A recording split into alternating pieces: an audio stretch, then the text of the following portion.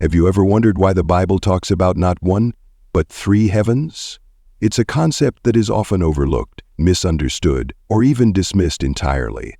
Yet these three heavens are central to understanding God's divine plan for humanity. And yes, that includes you. What if I told you that hidden within these scriptures lies a truth so profound, so life-changing, that it could completely transform the way you view your relationship with God, the world around you, and even eternity? Most people focus on earthly matters, money, luxury, and material wealth, and miss the bigger picture. But let me ask you this. What good are earthly riches if they don't lead to eternal treasures? What if the blessings you're chasing right now pale in comparison to the blessings God has in store for those who understand the significance of the three heavens? The truth is, God's love is far greater than anything we can imagine, and it's woven into every layer of the universe, physically, spiritually, and eternally. But here's the problem. Most of us never scratch the surface of these truths. We get caught up in the distractions of the world, chasing what looks like success, but we miss the deeper meaning behind what God has already revealed to us in His Word. Today, we'll uncover what the Bible really says about the three heavens, starting with the one you see every day, and ending with a place so glorious, so perfect, that it defies human comprehension. But here's the thing. This isn't just about gaining knowledge. It's about transforming your life. By the end of this video, you'll understand how the concept of the three heavens applies to your daily walk with God, your pursuit of true riches, your eternal destiny, exploring the. Close your eyes and imagine. You're standing on Mount Sinai at an April dawn. The crisp morning air sends shivers down your spine. Above you, the sky stretches like an infinite blue silk canvas, adorned with wisps of white clouds drifting in the wind. This is the first heaven, the initial realm God created at the dawn of humanity. When God proclaimed in Genesis 1:8, God called the expanse heaven, He wasn't simply naming the sky like a master artist. He was painting the first layer in His magnificent universal masterpiece. Every stroke, every color carried profound meaning in His grand design. But to truly understand the significance of the first heaven, we need to journey back over 3,000 years to a story of someone who discovered this profound truth in the most unexpected way. David, a young man with fiery red hair and eyes that sparkled like stars, spent countless nights under the Bethlehem sky. What seemed like the mundane task of shepherding became his classroom for learning life's deepest lessons about God. Each night, while the world slept, David kept vigil over his father's flock. On that fateful night, as the moon reached its zenith, David sat on a weathered rock, his fingers dancing across the strings of his harp, humming a psalm. His sheep dozed peacefully around him, the symphony of crickets blending with the night breeze to create nature's orchestra. Suddenly, a terrifying roar shattered the peaceful night. A massive lion, nearly as tall as David when standing, emerged from the shadows. Its amber eyes gleamed in the darkness like twin torches. The sheep scattered in panic, their bleating echoing across the hillside. In that seemingly hopeless moment, David's heart pounded against his chest. He gripped his staff tightly, but instead of succumbing to fear, his eyes turned upward to the night sky, the first heaven. Above, thousands of stars sparkled like diamonds, scattered across the universe's dark tapestry. In that moment, an inexplicable peace flooded David's soul. He remembered the countless nights spent studying this sky, recalling how God had positioned each star in its perfect place. If He could create and maintain this vast universe, couldn't He protect him from this lion? David stepped forward, his voice resonating through the darkness. The Lord who rescued me from the paw of the lion and the paw of the bear will rescue me from this beast. That declaration of faith echoed under the starlit sky like a challenge to the darkness itself. The battle unfolded in a flash. The lion leaped, its claws like daggers slicing through the air. But David, empowered by strength beyond his own, dodged and delivered a fatal blow. As the beast fell, the night sky seemed to shine brighter, as if the stars themselves were celebrating his victory. Years later, as king of Israel, David wrote in Psalm 19:01, "The heavens declare the glory of God, the skies proclaim the work of his hands." These weren't just poetic words, they were the testimony of someone who had witnessed God's greatness revealed through the first heaven. The first heaven isn't just physical space above us. It's a living gallery of God's care. Each sunrise isn't merely the end of darkness, it's a fresh promise of His faithfulness. Every cloud isn't just condensed water vapor, it's a sign of His provision. Let me share another wonder about the first heaven. Each raindrop is a tiny miracle in a perfect system. Scientists estimate that about 16 million tons of water are transported between oceans and the sky every second.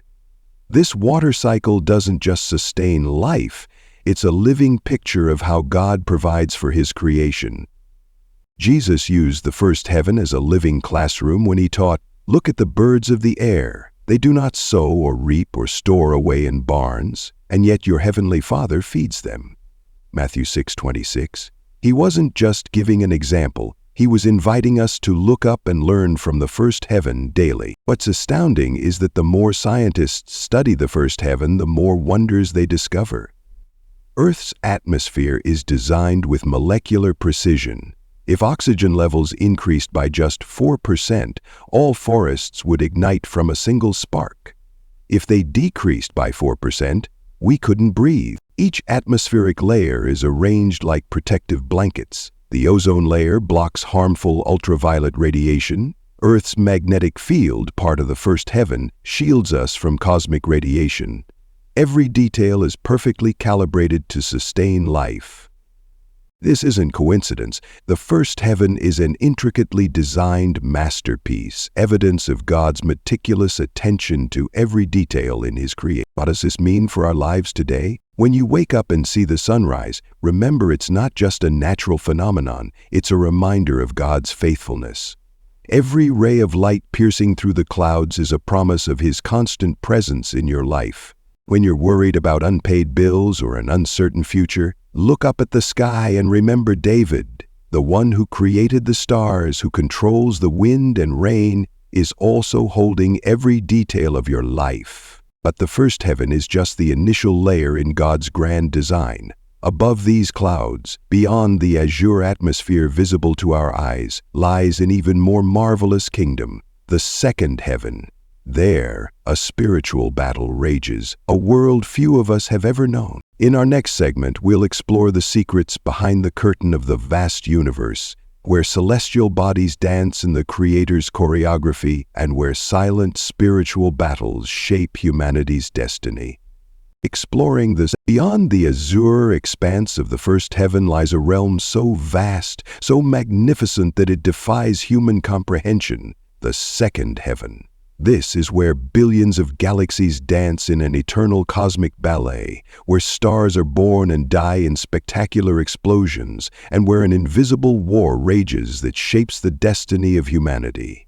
But to truly understand its profound significance, let me take you back to one of the most extraordinary encounters ever recorded in biblical history. The year was 539 BC. The mighty Persian Empire had just conquered Babylon, and the city was still adjusting to its new rulers.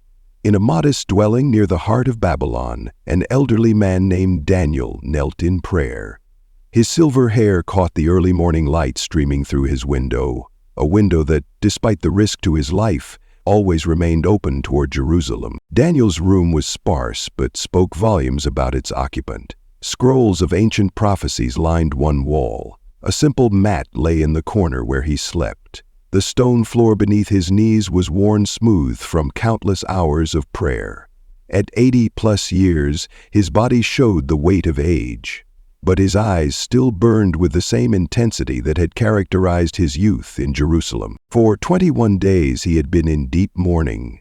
No choice food had passed his lips, no wine had touched his tongue, his body was weak from fasting, his robes hanging loose on his frame. But his spirit burned with an unprecedented urgency. Something monumental was stirring in the spiritual realm. He could feel it in his bones. The morning air was unusually still, heavy with anticipation. The usual sounds of the bustling city seemed muffled, distant. Daniel's companions, also men of prayer, sat quietly in the courtyard below, supporting his vigil. As Daniel pressed his forehead to the cool stone floor, his prayers ascending like incense, something changed in the atmosphere. Suddenly, the air began to vibrate with an otherworldly energy. The morning light intensified until it became almost blinding. Daniel's companions in the courtyard felt it too, an overwhelming sense of divine presence that sent them scrambling for cover, though they couldn't see what was about to unfold. When Daniel lifted his eyes, the sight before him defied description. Standing there was a being of such magnificent appearance that all strength left his body. The messenger's face wasn't just bright, it flashed like lightning, sending waves of supernatural light pulsing through the room. His eyes weren't just intense, they blazed like flames of fire, seeming to peer into the depths of Daniel's soul. His body gleamed like chrysolite, and his arms and legs shone like burnished bronze. When he spoke, his voice resonated like the sound of a multitude, as if thousands were speaking in perfect harmony. Daniel fell face down, his heart thundering in his chest. The presence of this heavenly being was so overwhelming that he felt like a leaf in a whirlwind. His companions, though they had fled in terror, could feel the weight of glory that filled the air. Then the messenger spoke words that would pull back the curtain on the hidden reality of the second heaven. "Don't be afraid, Daniel. Since the first day you began to pray for understanding and to humble yourself before your God, your request has been heard in heaven." But what came next revealed something extraordinary, a glimpse into the cosmic warfare raging in the second heaven. "For 21 days I have been fighting against the spirit prince of the Persian kingdom. Every time I attempted to bring you God's answer, this powerful spiritual entity blocked my path. The battle was so intense that Michael, one of heaven's chief princes, had to come to my assistance. He agreed. This wasn't just a postal delay in heaven's mail system. This was a revelation of an ongoing cosmic conflict in the second heaven, a spiritual battlefield where angelic forces engage in warfare that shapes earthly events. While Daniel prayed in his humble room, epic battles were being fought in a dimension just beyond human sight. Imagine the scene in the second heaven during those 21 days. Vast celestial spaces where galaxies spin like cosmic pinwheels became a battlefield. Angels and opposing spiritual forces locked in combat, their struggle invisible to human eyes, but powerful enough to affect the course of empires. The Prince of Persia wasn't a human ruler. It was a formidable spiritual entity opposing God's purposes, wielding enough power to temporarily hinder a mighty angel of God.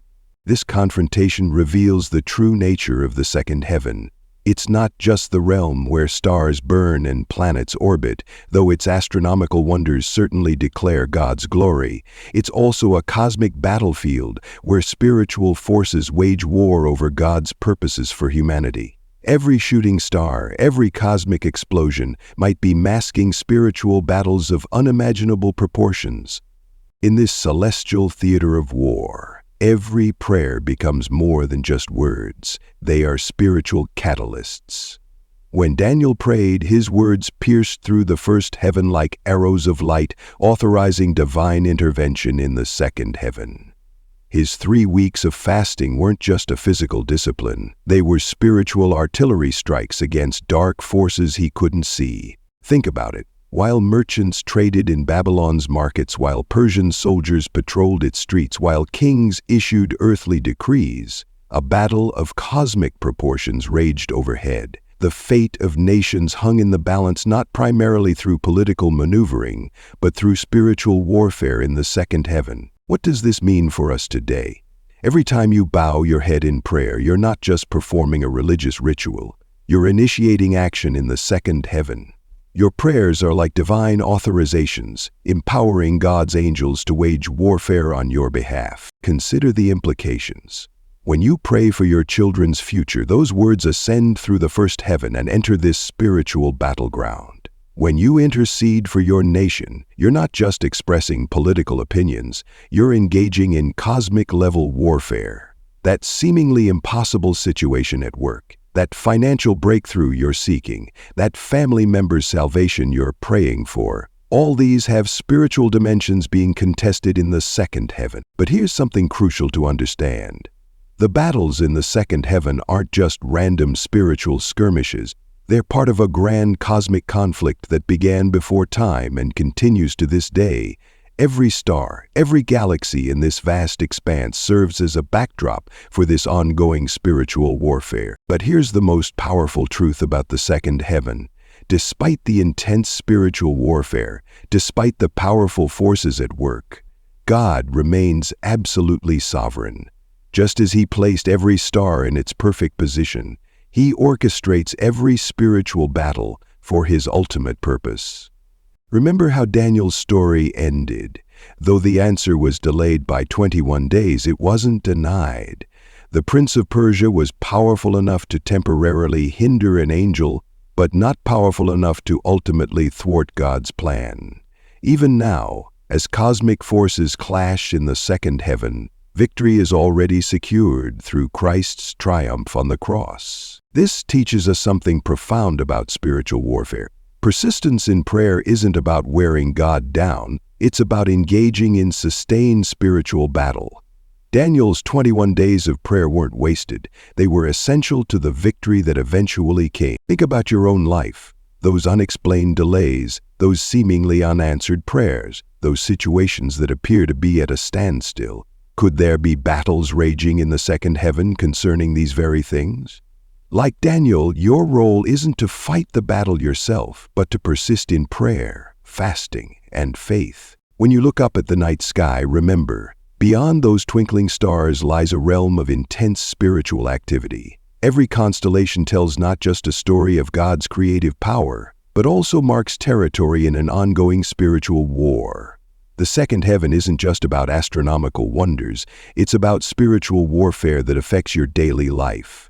Yet magnificent and awe-inspiring as the second heaven is, with its vast celestial expanses and spiritual conflicts, it's still not the highest realm. There exists another heaven far more glorious, where no enemy can penetrate and no battle needs to be fought. This is the third heaven, God's very throne room. As we prepare to explore this ultimate reality in our next segment, remember this. If the second heaven shows us God's power over the cosmos and spiritual forces, the third heaven reveals something even more extraordinary, His heart for intimate fellowship with you. In our next segment, we'll pull back the curtain on the most sacred space in existence, the third heaven, where the struggles of the second heaven give way to perfect peace, where angels bow in perpetual worship, and where God's presence transforms everything. 1. The battles you face today may have their origin in the second heaven, but their ultimate resolution comes from an even higher place. As we turn our attention to the third heaven, we'll discover how God's throne room authority overcomes every obstacle, every spiritual force, and every circumstance that stands against His purposes for your life. Feeling the third heaven, beyond the azure expanse of the first heaven and the celestial battlefield of the second, there exists a realm so glorious, so holy, that human language falters at its threshold, the third heaven, God's throne room. Here, reality itself takes on new dimensions, where time and eternity meet, where every atom vibrates with divine presence. And while few mortals have ever glimpsed this sacred space, we have an extraordinary account from someone who did, the Apostle Paul, whose encounter would forever transform our understanding of heaven itself. Picture Corinth in 55 AD, a wealthy, cosmopolitan city where Greek philosophy meets Roman power. In a modest room overlooking the bustling agora, Paul sits at a simple wooden table. The Mediterranean breeze carries the scent of olive groves through the window, mixing with the smoke from his oil lamp. His weathered hands, marked by years of tent-making and hardship, tremble slightly as he dips his quill into ink. For 14 years, he had kept this experience sealed within his heart, like a precious jewel too sacred to display. The church in Corinth knew him as Paul the Apostle, the fearless preacher who had endured beatings, survived shipwrecks, and faced persecution with unwavering faith. But what they were about to read would reveal a different Paul, a man who had been granted a privilege beyond imagination, a glimpse into the very throne room of God. The evening shadows grow longer as Paul struggles with how to convey what he had seen. How does one describe colors that don't exist on earth? How can human language capture the weight of glory that exists in God's presence? The memories flood back, as vivid as the day they were seared into his consciousness. I know a man in Christ, Paul begins writing, his humility leading him to speak in the third person. His hand pauses, remembering the overwhelming moment 14 years ago. The experience had been so profound that even now, years later, he couldn't definitively say whether his physical body had made the journey or if his spirit alone had been transported. As he writes, the memories cascade through his mind. One moment, he had been in prayer, perhaps in the desert of Arabia or the streets of Damascus. The next, he was being caught up, the Greek word harpazos suggesting a sudden, powerful snatching away. The physical realm fell away like a discarded cloak, and he found himself ascending past the first heaven of birds and clouds, through the second heaven of celestial bodies and spiritual warfare, and then the third heaven. Paul's quill hovers above the parchment as he recalls the indescribable. The glory he encountered there made the brightest day on earth seem like midnight. The presence of God was so intense that it would have consumed any mortal who wasn't specially protected. The very atmosphere was alive with holiness, every particle of that celestial realm vibrating with divine energy. In this paradise, this third heaven, Paul witnessed things so sacred, so profound, that they were inexpressible things, things that no one is permitted to tell.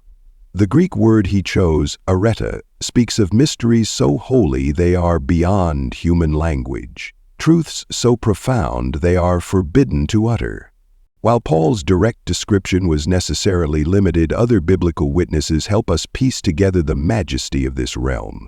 Isaiah saw the Lord seated on a throne, high and exalted, with the train of his robe filling the temple. The very foundations shook at the voice of the seraphim, who called to one another, "Holy, holy, holy is the Lord Almighty." John's vision in Revelation adds more detail.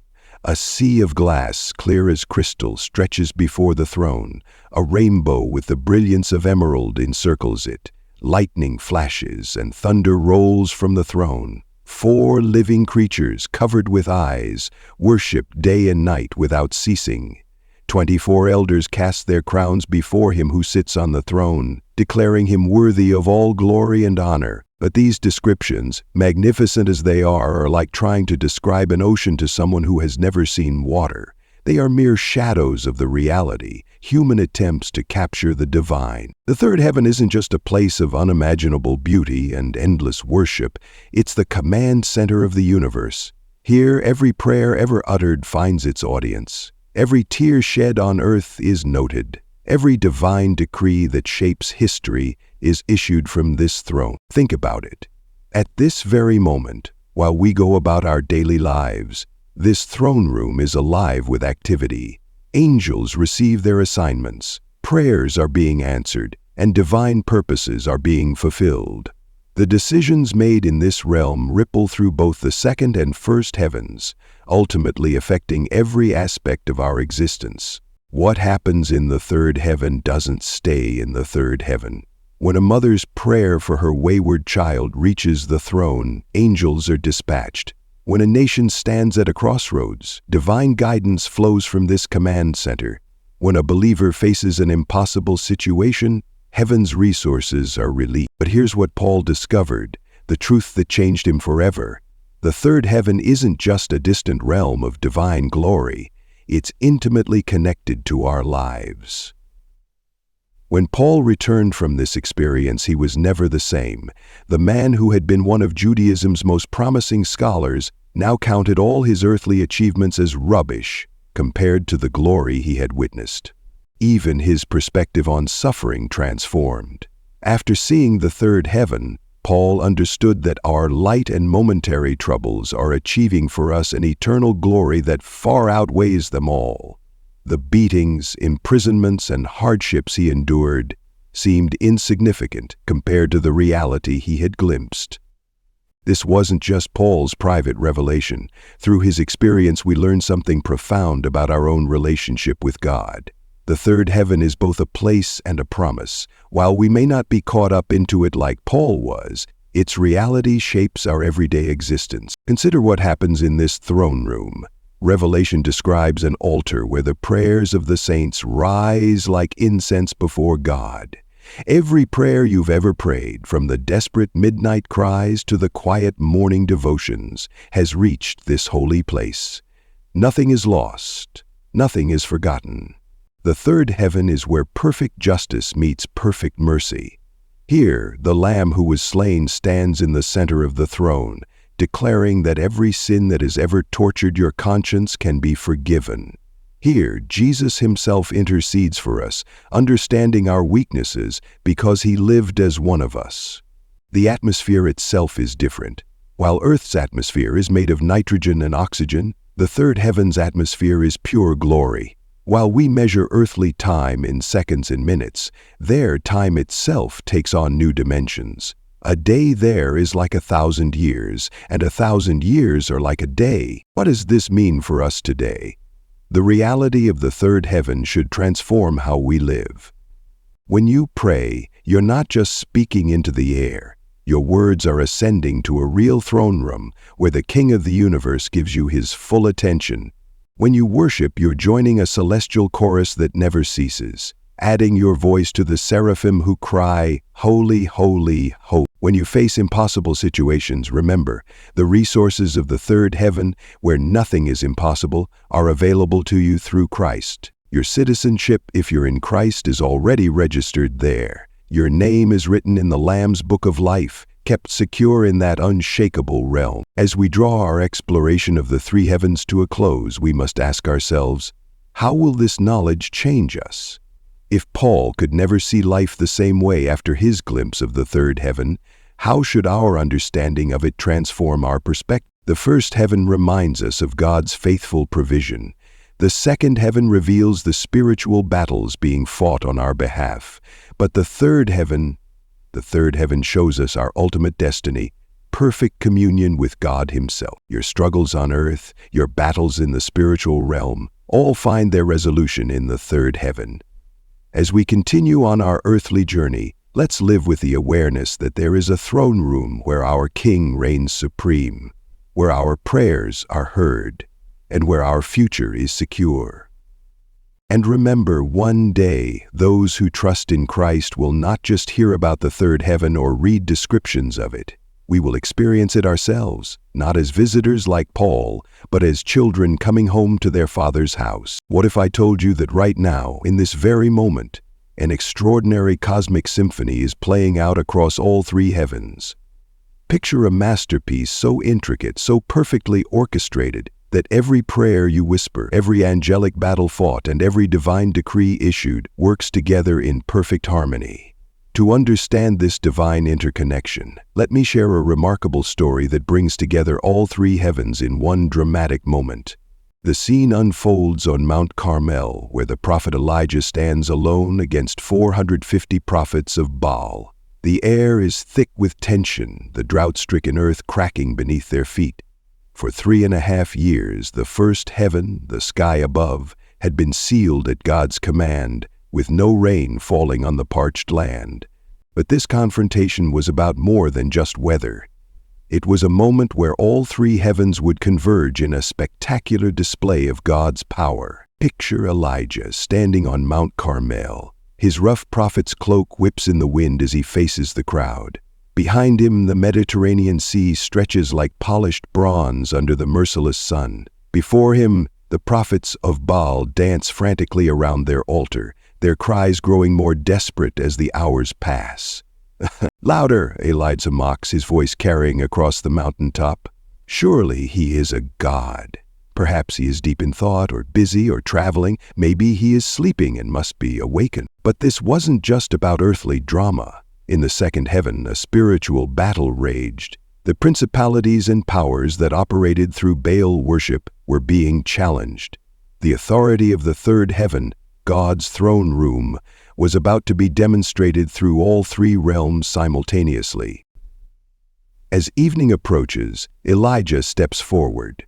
His actions seem simple but carry cosmic significance. He rebuilds the altar with 12 stones, digs a trench around it, and orders water, precious water in a time of drought, to be poured over the sacrifice 3 times. Then comes the prayer, simple words that pierce through all 3 heavens. O Lord, God of Abraham, Isaac, and Israel, let it be known today that you are God in Israel, and that I am your servant, and have done all these things at your command. Answer me, O Lord, answer me, so these people will know that you, O Lord, are God, and that you are turning their hearts back again. What happened next was a convergence of all 3 heavens in spectacular fashion. From the third heaven, where God sits enthroned in glory, a divine decree was issued. Through the second heaven, where spiritual forces wage constant warfare, fire descended.